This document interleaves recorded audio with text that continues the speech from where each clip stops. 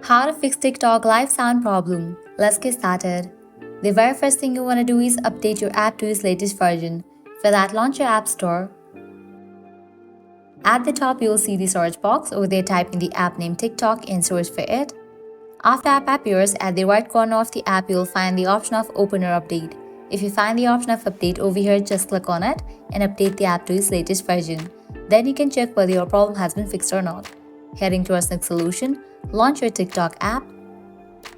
You will land to the For You page. Now head over to the Profile page. Now click on three bars given at the top right corner. Head towards the option of Settings and Privacy. Scroll all the way down. Click on the option of Report a Problem. Now scroll all the way down and click on the option of Submit a Report. Now here you have to explain about an issue that TikTok live sound is not working in your TikTok account. And then you can submit it.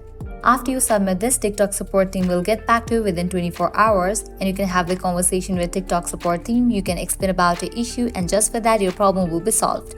Well, this way you can easily fix TikTok live sound problem. At the end, if you guys find this video helpful, don't forget to like, share and subscribe to our channel. Thanks for watching.